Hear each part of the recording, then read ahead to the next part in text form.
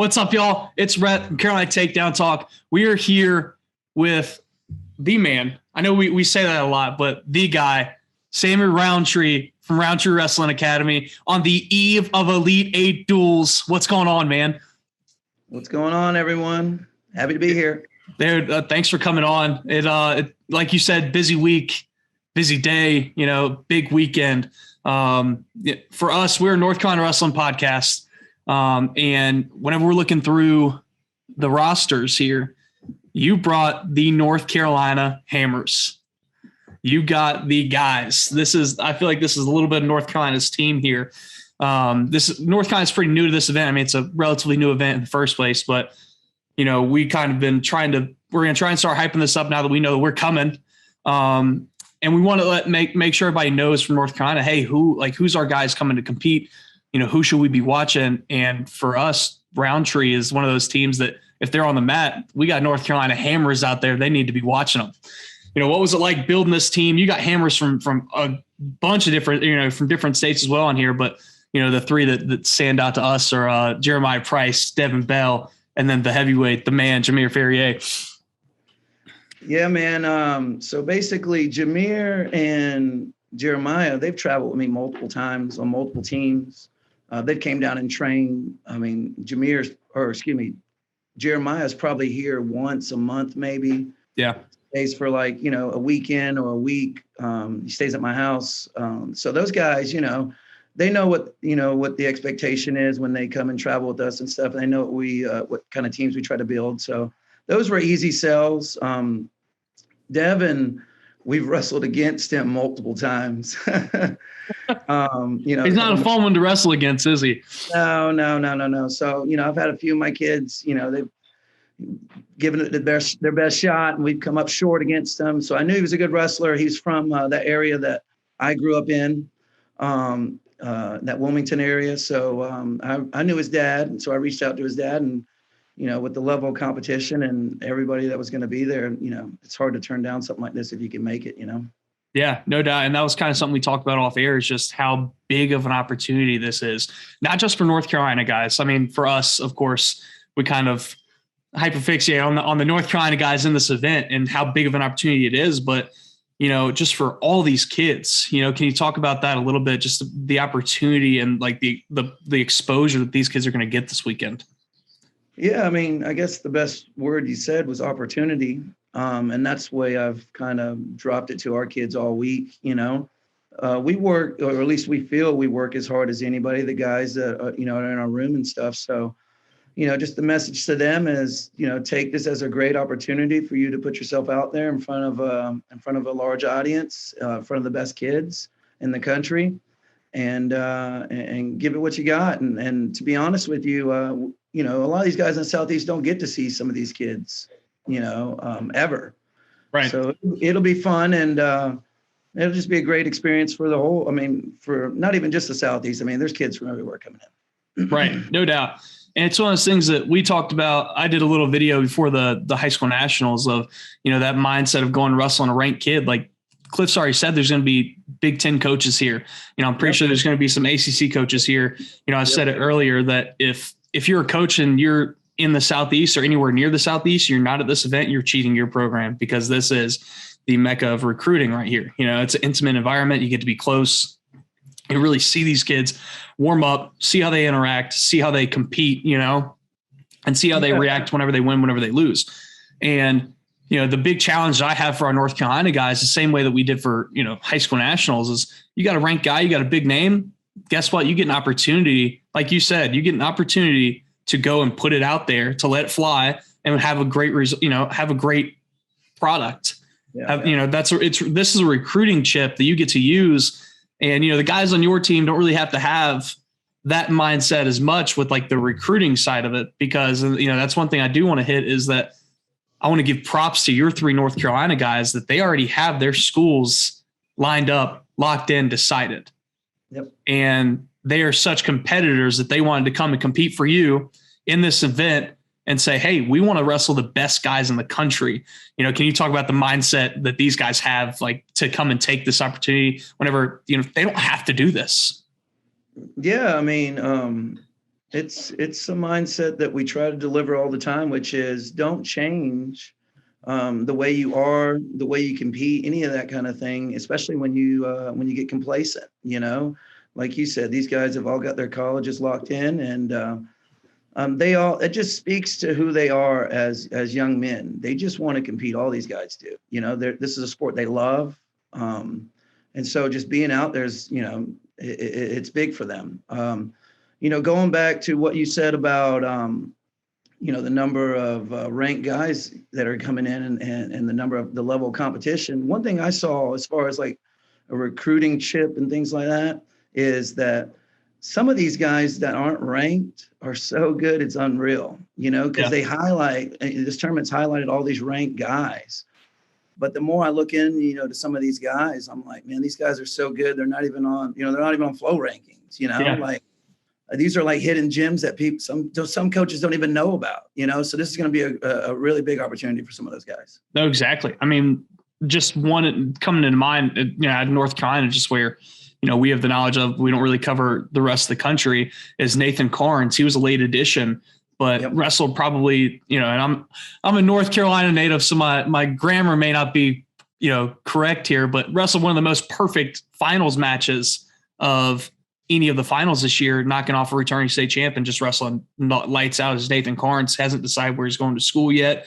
He's one of those that I'm excited to see how he does on the national level. I know he's not with you guys this weekend, but I'm excited to see just this kid take this opportunity, hey, last second edition, it's like, I'm down, let's go scrap, are there any big matchups that North Carolina fans and people watching this show should tune into this weekend or look for?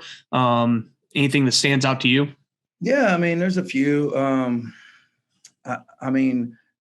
I don't know where you guys see Jeremiah Price in as far as like the best wrestler in North Carolina, but in my opinion, no offense to anybody else, I think he's the best wrestler in North Carolina. And to get a chance to see him wrestle someone like Cody Chittum will be awesome this weekend. So yeah, no doubt. Okay. So Jeremiah Price, Cody Chittum, if we get that one, that's the one to watch for North Carolina fans, man. It's me and Jason Fulmore from Southeast Wrestle had a full conversation about that, where he asked me at the state tournament during the semifinals, he kind of walked by and just kind of bent over and goes, just think about this for a second. Who's the best kid in this arena? And I'm like, man, like that's tough. Like two kids come to mind. And he's like, Jeremiah Price. And I'm like, man, that's like, cause there's Kyle Monteperto and there's, we got some solid kids in here, but it is so tough to not look at Jeremiah Price and not look at like how his stock has risen and how much he's gotten better. And like, he's in that. I mean, to be honest with you, there's a handful of guys, really good North Carolina wrestlers. I've worked with some of those guys. So there's no disrespect to any of those guys. I just know when you see it, and I can see the work he's put in. So that's the guy for me. And just the levels that he has jumped, you can tell that he is living this, like he loves this sport, man. Like you can just tell his intensity was on the mat. I got to see him for the first time in person this year at the Tiger Classic. Me and Ryan we commentated the finals, got to watch it, and just talk about pure dominance the whole weekend. Like it's just all business. It's insane. Yeah, exactly. There's no it's just funny, man. Like 2 years ago, I took him to this Super 32 qualifier here in Georgia. And after matches, I was like, hey man, go do like 10 sprints. And he looked at me like I was crazy. He was like, why? And I was like, you want to be a real wrestler or what? And so he ran the sprints, right? Yep. Since that day, every match he goes over and runs. He doesn't even ask questions anymore. You can ask, that's a true story. Yeah. But it's just like, he's just all business, man. He really is. No, I think I got him to crack a smile at the state tournament after he won, and after where his grandmother handed him a little note that said we're going to Disney World, and we just kind of walked by. And I don't know if you've met Jeremiah Price's grandmother. She is we did an award show that we 100% had the biggest mess up and missed opportunity of. We didn't give her an award for the best fan in North Carolina.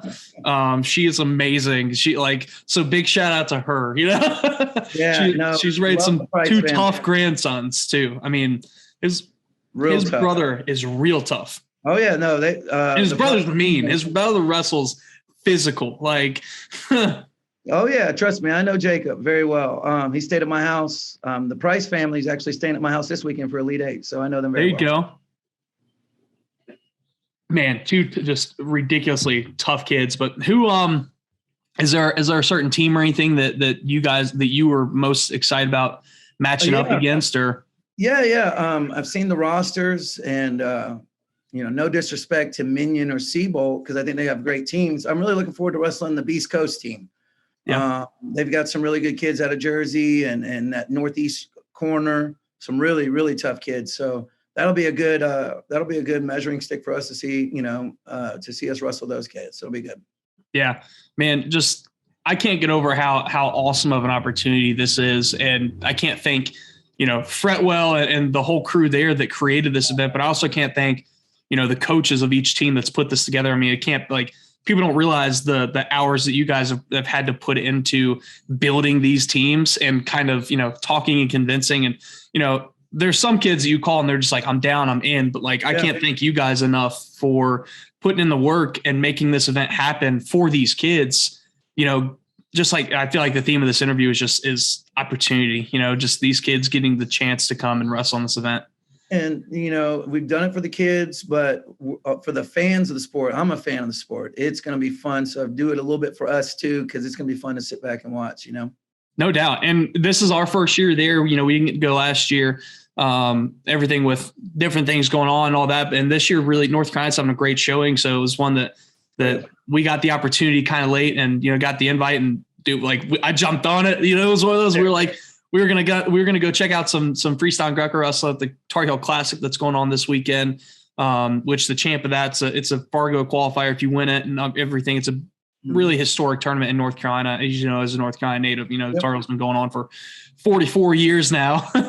But we got this opportunity. It was just, like you said, as a fan, which is really just what me and Ryan are. We're just fans. That it was kind of how we started this podcast. Was we were kind of talking about it, and it was like, man, if we make this and no one listens, we talked about wrestling for 30 minutes or whatever. That's just what we love it. And we could not turn down the opportunity to go and watch this and be in the room for this event with so many nationally ranked guys. But like you said, so many diamonds in the rough and so many guys that are just, who do you think has the most upside? I guess from your roster you're bringing in, who do you think is the sleeper that coaches need to be watching? Well, there's an NC State commit. It's not Jeremiah. There's an NC State commit at 138 who's not ranked, and I don't know how he's not ranked, man. His name's Brock Herman from Ohio. This kid, he's the real deal. I mean, some of these guys have wrestled him before, so they know. I think he got third at Fargo junior. So he's pretty solid in freestyle. Yeah. But when I like I said, they highlight all the ranked kids for this event. And when I saw he wasn't ranked, I was like, how is this guy not ranked? Yeah. He's the real deal. So he's going to shock some people. Yeah. NC State commit. So you guys in North Carolina, remember the name Brock Herman. You got to. Heard it here first. Yeah. Heard it here first from Roundtree. Brock Herman's going to be a stud, huh? He's going to shock some people this weekend. So, man, so what's the mindset? What do you tell your guys, tomorrow or maybe even tonight, going into this event? What's the message? The message is real simple. Be the guy that you want to pay to go see. Be the wrestler that you want to go watch and see, and I've told those guys that. Let it fly. Don't be complacent out there. Don't feel them out. Be the guy you pay to go see, man. Be the Yannis of the world. Be the David Taylors. Be those guys, just have fun with it. Our best kids, in the room and that travel at the national level, they just have fun.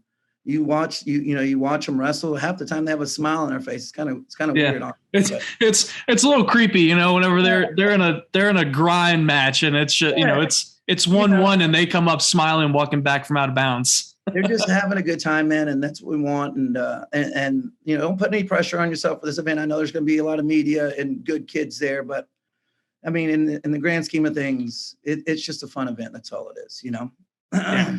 I mean, like you say, it's an opportunity, so man, thanks for coming on. We cannot wait to see you guys compete this weekend. We can't see this event.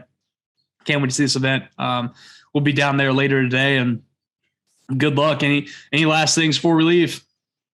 No, hey, I appreciate you guys having me on, and y'all follow us this weekend. And remember what I said, Jeremiah Price and Cody Chittum. Remember that. Remember what I said, the match. Jeremiah Price, Cody Chittum. That's the match of the weekend that, if anyone's going to tune in and watch one, that's the one to watch. It's going to be a Rockfin also, isn't it? Yes, it's going to sir. strain all four mats on Rockfin. Yeah. So there's no excuse for anybody to miss any of this wrestling. I think it's the best event that the Southeast has ever had. So I'm super excited for it. Can't wait to see it. And good luck this weekend, man. Hey, thank you guys.